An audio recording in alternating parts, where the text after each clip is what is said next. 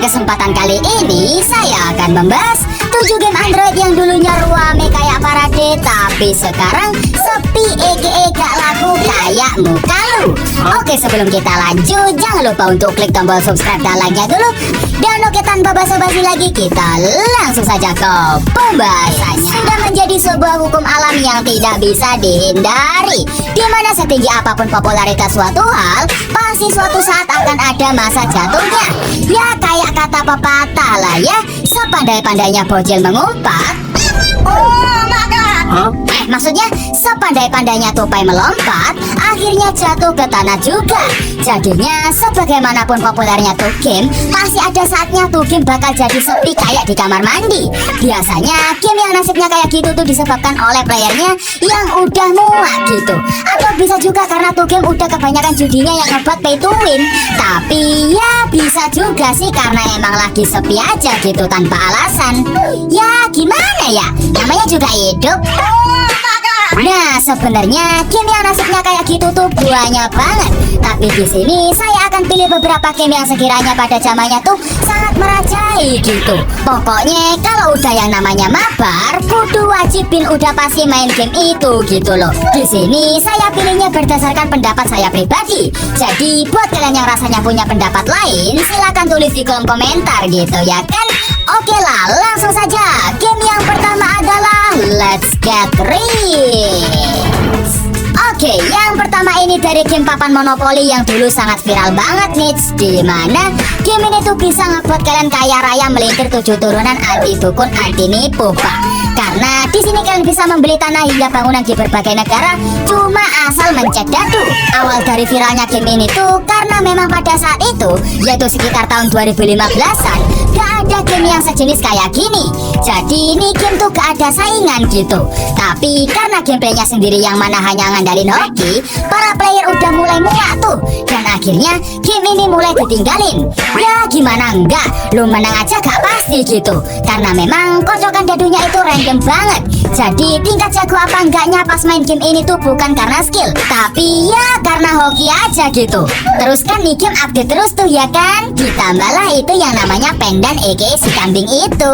Aduh, nih game makin gak jelas, skillnya makin gak manu akal. Yang bisa pindah-pindah lah, yang tiba-tiba bangun lermak lah, tiba-tiba itu, tiba-tiba anu. Wah kayak siluman kancil pak ya. Dari situ nih game jadi pay to win.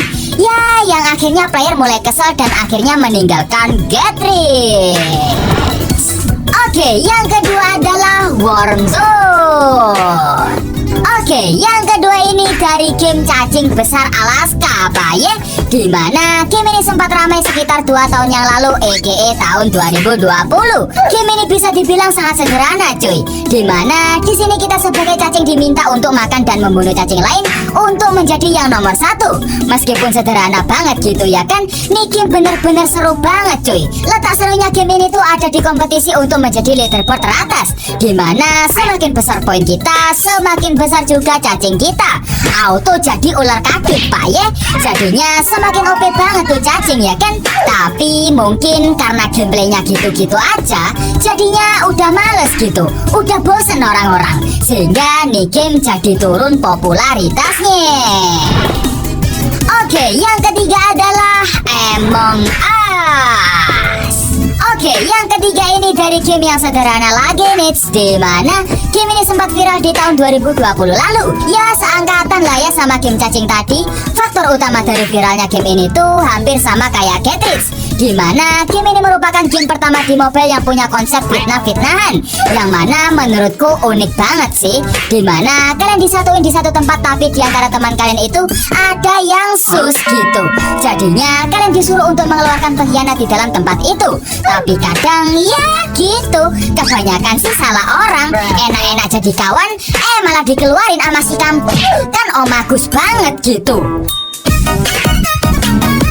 Jadi mungkin itu sih yang ngebuat nih game jadi turun, kebanyakan fitnahnya. Jadi orang-orang pada kesal sendiri gitu, yang akhirnya nih game jadi merosot. Oke, yang keempat adalah Pokemon Go.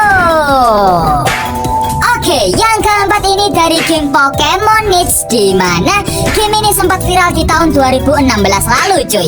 Game ini memiliki gameplay petualangan nangkap Pokemon tapi pakai map asli. Ya menurutku wajar sih ini game viral banget karena konsepnya tuh unik banget gitu. Kita bener-bener harus jalan kaki untuk mencari Pokemon, sehingga literally asli merasakan rasanya bagaimana mencari Pokemon di dunia nyata. Gila ya kan? Tapi sayang seribu sayang, menurutku konsep kayak gitu tuh ngebuat bumerang untuk gamenya itu sendiri.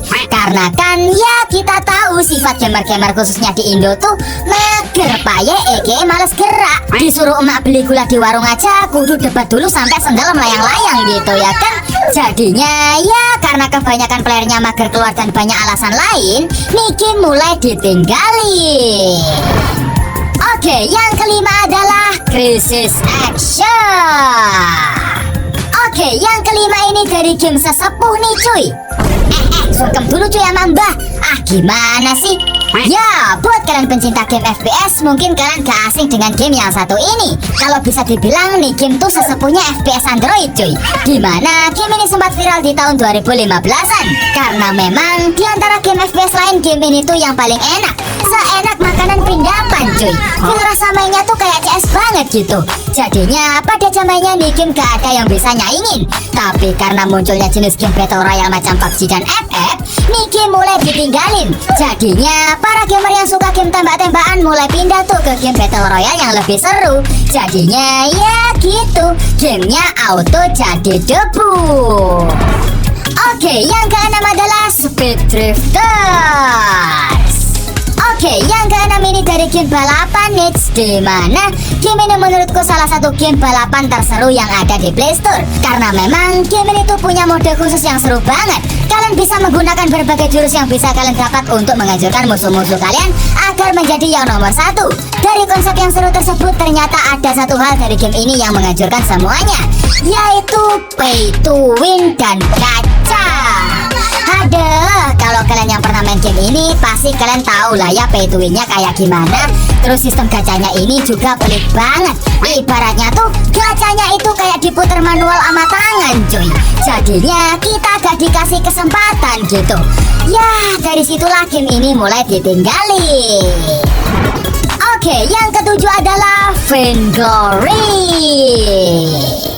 Oke, yang terakhir ini dari game MOBA tua yang udah tutup usia Niche, di mana game ini sempat ramai dan menggemparkan dunia pergamingan mobile di tahun 2015. Karena pada saat itu game ini tuh merupakan satu-satunya game MOBA yang ada di Android, dan bisa dibilang mirip banget sama Dota yang mainnya tuh gak pakai analog gitu. Jadinya literally di tap-tap. Tapi kelemahan dari game ini tuh dari mode gamenya yang cuma bisa 3 versus 3, dan baru ngebuat mode 5 versus 5 nya itu di tahun 2017 pak. Yang mana hal itu ngebuat Vainglory ini diselip popularitasnya ama game MOBA analog Burik aka Mobile Legend, yang mana di dalam gamenya itu udah mendukung 5 versus 5. Aduh, sayang banget. Coba aja pada saat awal rilis nih game bisa 5 versus 5, mungkin bakal jadi game MOBA terbaik yang dulunya rame tapi sekarang jadi sepi. Bagaimana menurutmu? Jika ada yang lain, jangan lupa untuk tulis di kolom komentar di bawah ya, oke? Dan oke, mungkin itu saja yang bisa saya sampaikan. Jangan lupa untuk like, subscribe, share seperti biasanya. Dan oke Putra itu undur diri, dan see you next time.